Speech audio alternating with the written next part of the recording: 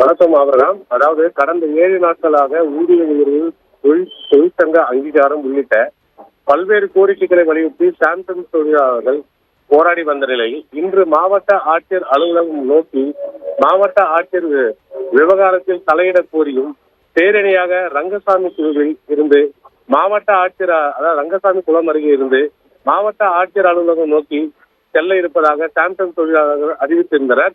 இந்த நிலையில் இன்று காலை 8 மணி முதலே காஞ்சிபுரம் மாவட்டம் காவல்துறை ADSP தலைமையில் காஞ்சிபுரம் மாநகரில் நுழையும் முக்கிய பகுதிகளில் பலத்த காவல் பாதுகாப்பு போடப்பட்டுள்ளது. அதாவது இதில் 200க்கும் மேற்பட்ட காவல்துறையினர் இந்த பணியில் இருந்து அதாவது சாம்சங் ஊழியர்கள் மற்றும் இருசக்கர வாகனத்தில் வருவோர் மற்றும் பேருந்தில் வருவோர் என அனைவரும் கண்டறிந்து உடனடியாக கைது செய்து தனியார் திருமண மண்டபத்தில் அடைத்து வைக்கப்பட்டுள்ளனர்.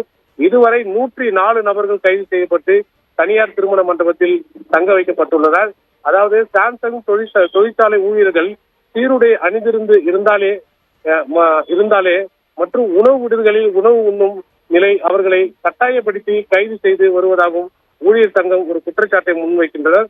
அதாவது இதற்கு முன்பு 3 முறை இந்த தொழிற்சங்கத்தோடு சாம்சங் நிர்வாகம் பேச்சுவார்த்தையில் பேசி தோல்வி அடைந்தது குறிப்பிடத்தக்கது. அப்புறம் தகவலுக்கு நன்றி பண்ணுகிறேன்.